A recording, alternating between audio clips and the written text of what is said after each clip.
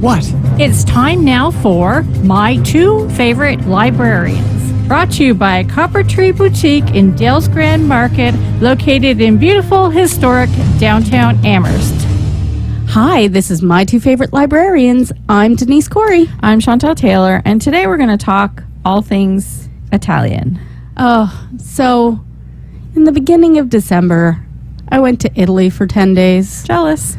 You may not have heard about this. I may not have told you every single detail about going to Italy. This is all lies. I've told everyone about going to Italy. It was great. The weather was fantastic.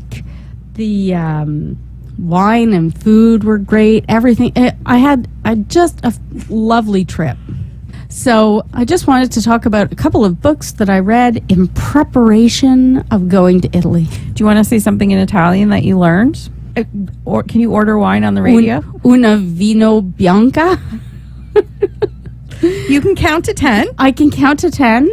Actually, those were a couple of books I was going to mention. Learn Italian with Paul Noble. We have that one. It's an audiobook on Overdrive. So you can get it from the library's website. It's free as long as you have a library card. And that book was really, really helpful because he realizes you're not learning Immersion. Yeah, you want enough to go places.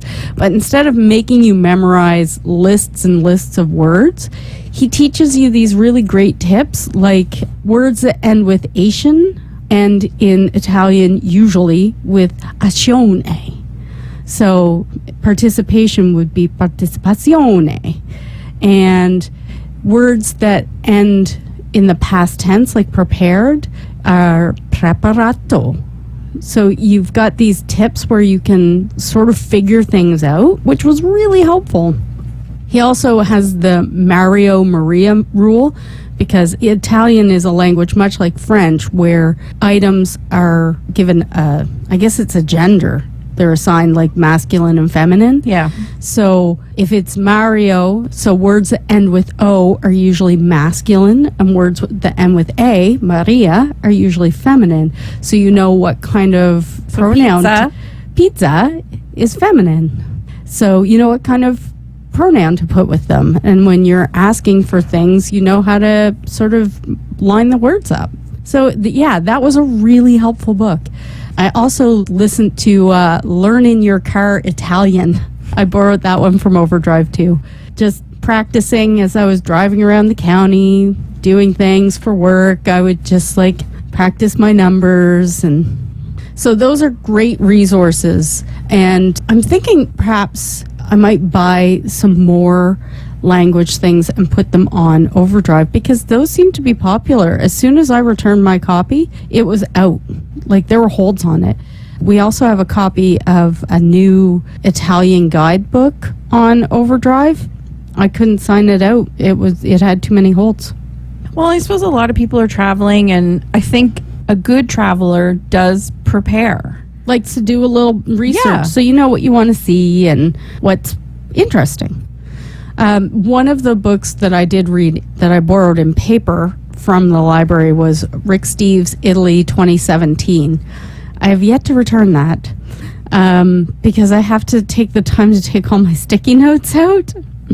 So he had great information about Cinque Terre and about Rome.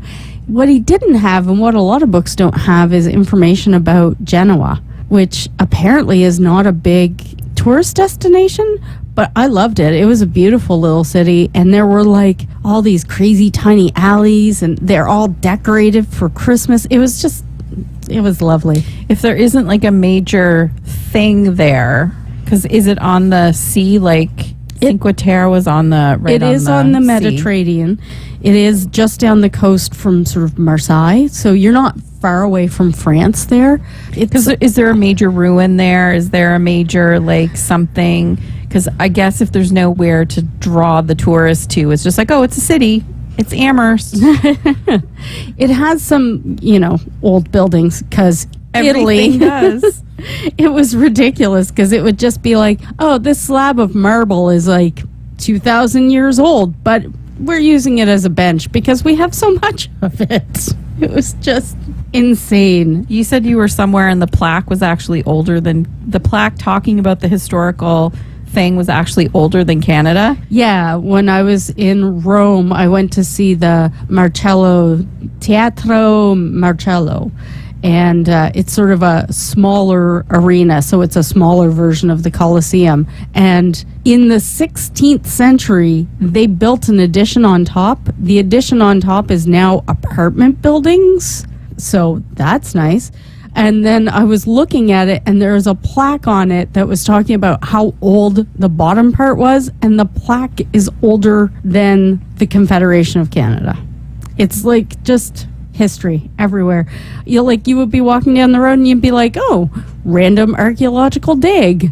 You accidentally ended up in the Vatican? I did accidentally end up in the Vatican. Well, not in the Vatican, in Vatican City. In Vatican City, because Vatican City is a whole different country. Yes. I kind of thought you would have to go through passport control. Nope, nothing. There wasn't a sign. There wasn't a line painted on the ground. We were just walking along, and I was like, oh, look at that pretty tree. Let's go look at it. And we walked over, and Beth, who I was traveling with, was like, I'm pretty sure we're in Vatican City. And I was like, wouldn't there be something? A bridge, a little thing that some guy has to, what do they call those things that they put up and down? Like a drawbridge or those guard stations? Nothing. Nope. And I just pulled up my Google Maps, and it's like, yeah, we're in Vatican City. That's the Pope's Christmas tree. That's the Pope's nativity scene. Yeah, it was super, super fun. Another book that I read in preparation of going was Beautiful Ruins by Jeff Walters, which is a fictional book. It's set in a town that is near the Cinque Terre. So if you've not heard of the Cinque Terre, because I'd never heard of it before. Does it need a "the" in front of it? The Cinque Terre? Yeah. Like, is it a thing or is it just a town? No, it's 5 towns. Cinque. Okay. Cinque yes. is 5. Yes. And terre is like ground. So it's 5 towns, and they're in a string. So this book is set in a fictional 6th town that they wouldn't make part of their 5-town region. And I was reading about it because, the picture on the cover is one of the towns, and it's just it's so pretty. And the book, I picked it up because I was interested in that location, but the book really sucked me in because, there's long lost love. There's this beautiful Italian setting. It starts in the 1960s. It goes to present day. It switches back and forth. There's Richard Burton. Oh. Because, remember, in the 60s, they were filming Cleopatra. Oh, did they do that in Italy? Oh, I didn't know that. Yeah. So they did it in Rome. So, well, I guess that kind of makes sense. Yeah. Yeah. So it's a great book. So no wonder it costs a fortune to make that movie. Oh yeah. Yeah. So that was part of what they talk about in this book, how crazy it was. And then their love story with Richard Burton and Elizabeth Taylor. And then there's some other things that I don't want to ruin for people because I suggest you read the book. And then I suggest you look up Cinque Terre, which is Cinqueterre. All one word? No, 2 different words. Okay. It's made up of these 5 little towns. Oh my goodness. Beautiful. The pictures were lovely. Beautiful. I cannot even express to you. The pictures didn't do it any justice. They never do. Everything was on a hill, though, in one town to get up to the town. So there are these trains that go in between. And the train, it's like, I don't know, €1.50 to travel from one town to the next, or you can buy a little pass that goes for the whole day and you can just keep traveling. The train drops you off at this little train station, which is basically a platform, and then you have to walk up into this town. That town is called Cornelia. 388 steps. So we said that was like climbing to the top of Notre Dame. Yes, without the claustrophobia, because at least you're outside. Yeah, so that region, I'd never heard of it. I cannot imagine what it's like there in the summer because, of course, we're there in December, but it must be unbelievably packed. There are all these tiny, tiny little towns, little tiny warrens of streets. We went down an alleyway, and then we went up a flight of stairs, and then there's a castle or a church or it was unreal. And then in one of those little towns, we found a little lunch place, stopped for lunch, ordered some wine. They had it on tap. both sparkling and still. I fell in love with that little town. Tell them what they called the wine on tap. They called it loose wine because it's not in a bottle. Don't get your mind. It's loose. It's loose. It's not in a bottle. Yeah, I would highly recommend it. I'm also currently reading Women in Sunlight. So I didn't get this finished before my trip. It's the newest book by Frances Mays. So you may remember she wrote Under the Tuscan Sun. Under the Tuscan Sun. This is fiction, and it's about 3 American women. They're older. They're like in their late 50s, early 60s, I would say. I was going to say that's almost us, but no, that's 10 years away for us. Yeah. I was thinking you were going to say late 40s. I was like, No. I'm probably more like 60s. And they're all single, whether through marriage breakup or they've lost their spouse, and they meet each other at a seniors residential, like one of those communities, right, where you get your own apartment and all that stuff. But they decide, no, instead they're going to take a lease on this old stone house in Tuscany. so it's like her life, but fictionalized with other people. Yeah. Right, what you know. So yeah, I'm reading that right now. Are you enjoying it? I am enjoying it. I did not go to Tuscany. I took the train through Tuscany. I was like waving, but I can sort of still remember, Italy. Now I am sad. It was so much warmer there. I want to go back. I'm sorry for you. No, you're not. You're a liar. What are you reading right now? I am currently reading Chop Suey Nation by Anne Hathaway.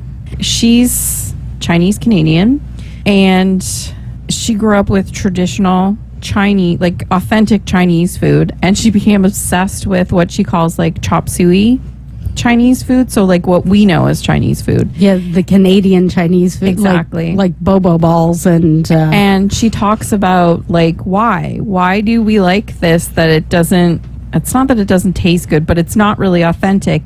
And now we're at a point where we do have authentic like Thai food and Chinese food and Japanese. Like, why are we still eating like sweet and sour chicken balls? So she and her husband... I love a sweet and sour chicken ball. She and her husband start in Victoria, and they drive across Canada over, I think it's 8 days. I'm not that far in. No, 18 days, excuse me. 18 I was like, days. wow, you wouldn't have time for eating. And they end up in Fogo Island in Newfoundland, and there is a lady in Fogo Island who runs a Chinese restaurant. And so she worked for the Globe and Mail, and she wrote this book about traveling across and figuring out what it is we love about this Chinese food. Wow, that sounds really interesting. Yeah. When did she write that? Do you know? We just got it. It was published in February 2019. So I actually thought it's older than. So it's only really a few months old. So I'm very excited to read about it. I may increase my Chinese food intake because of this book. Although Canadian or authentic? Maybe both. Okay. Maybe both. Excellent. So yeah, Chop Suey Nation. Maybe I should get chicken balls for supper. I do like sweet and sour chicken balls. Mm-hmm. So, the library, back to regular hours. CART starts this week in Amherst, Spring Hill, Oxford, and River Hibbert. There's still time to sign up. So, parent or guardian, 2 to 4 years old, sign up. Pre-literacy program. Sammy has had a lot of fun this year. It's a great program. It is really good. We've been doing this for 13 I think it's 12 or 13 years. years, yeah. Yeah, so teaches kids really great skills before they go to school. And all of our regular stuff is starting up. So Twisted Stitchers is starting in all of our branches. Twisted Teens in Amherst, Evil Genius, Classic Movie Nights, book clubs.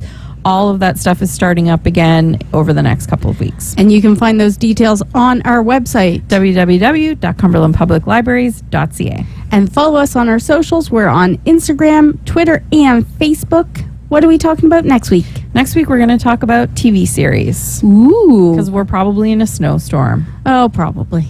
All right. Bye. Bye.